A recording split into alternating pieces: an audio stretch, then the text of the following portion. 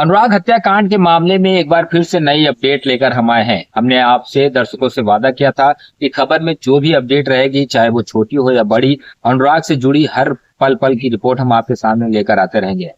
अनुराग के मामले में अब तक करीब 7 से 8 तारीख पड़ चुकी है और अब तक अभी भी अनुराग को लेकर कोई बड़ा फैसला नहीं आ सका।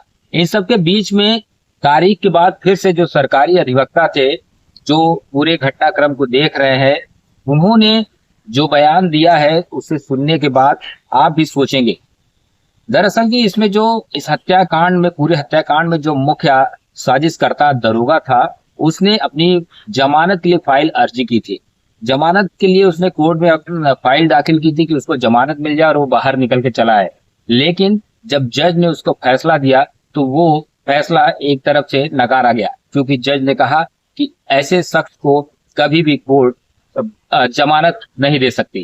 फिलहाल इसके आगे अधिवक्ता जो है, जो सरकारी अधिवक्ता है, उन्होंने क्या कुछ कहा है अभी हम आपको वीडियो में सुनाएंगे। लेकिन इससे पहले एक बार और बता दें कि जो अनुराग का परिवार है वो अभी भी इंसाफ के लिए भटक रहा है। उसको 7 से 8 तारीख पर आना पड़ा। परिवार के जो पिता है वो अब आना नहीं चाहते हैं तारीख पर, लेकिन जो उस गांव के प्रधान है वीरेंद्र यादव, वो इस खबर पर, इस घटना को पूरे अपनी इस घटना को जो है अपने परिवार की घटना मानकर देख रहा है। क्योंकि इसके पहले उनसे जब हमारी मुलाकात हुई थी तो कहीं ना कहीं उनकी आंखों में इस पूरे घटना को लेकर आंसू दिखाई दे रहे थे और वो ये कह रहे थे कि अब मुझे भी उम्मीद नहीं दिख रही है कि इस मामले में क्या कुछ होगा।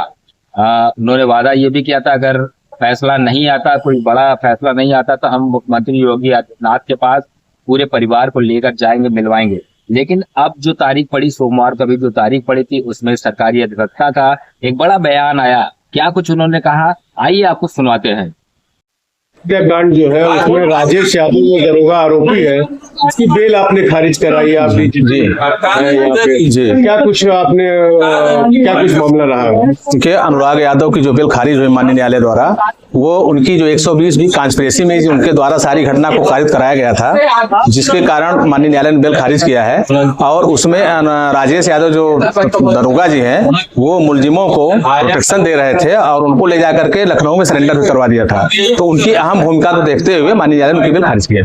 अच्छा, इसमें जो उनकी भूमिका रही है, वो लगातार उन पर आरोप रहा है कि वो परिवार से लगातार बातचीत कर रहे थे, घटना के बाद भी बात कर रहे थे। घटना के पहले और घटना के बाद दोनों का लोकेशन और सीडीआर दोनों का लगा हुआ था। क्योंकि लोकेशन लखनऊ का था, लेकिन उनकी वार्ता लगातार चल रही थी। जिन मुलजिमों ने काट कर हत्या की, उसके अलावा भी और जो मुलजिम थे, सभी से उनकी वार्ता हो रही थी और घटना के बाद भी उनकी वार्ता हुई। जिसको देखते हुए घटना में जो लोग लखनऊ में सरेंडर किए, पुलिस एनकाउंटर नहीं कर पाई, तो उसमें भी उनका रोल है। और राजेश यादव ने ही उनको मुख्य भूमिका थी, जो उनको बुला करके सरेंडर कराया, दरोगा है। तो यूपी पुलिस में दरोगा रहने की वजह से उन्होंने फायदा उठाया है क्या? कुछ लाभ लिया, तभी तो जाकर के उन्होंने सरेंडर करा दिया लखनऊ में। तो साहब, उनके जो वकील थे राजेश यादव के, उन्होंने क्या पक्ष रखा? उन्होंने ये पक्ष रखा कि चूंकि राजेश यादव लखनऊ में भी अंडर ट्रेनिंग दरोगा है और वो लखनऊ में थे, घटना स्थल पर उनकी उपस्थिति नहीं पाई गई, इसलिए उनका रोल नहीं है इसमें। लेकिन माननीय न्यायालय द्वारा जो अभियोजन का तथ्य रखा गया, उसको देखते हुए उनकी बेल खारिज की गई। इसमें आगे और क्या कुछ हो सकता है?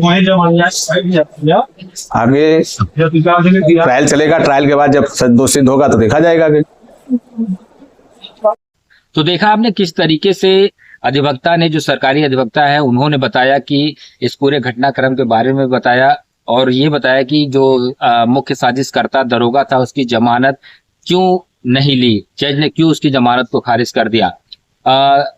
मेन बात ये थी कि इसमें जो परिवार का जो सदस्य था, जो दरोगा था, इस पूरे घटनाक्रम में सारा उसी का खेल था। किस तरीके से उसने हत्या करवाई, उसके बाद परिवार के सदस्य को लखनऊ ले गया और वहां से जो है उनको सरेंडर करा दिया। और अब फिलहाल सब जो है कि जेल के सलाखों के पीछे है, लेकिन परिवार अभी भी इंसाफ के लिए भटक रहा है। फिलहाल बने रहिए, आगे जो भी अपडेट आएगी हम आपको दिखाते रहेंगे।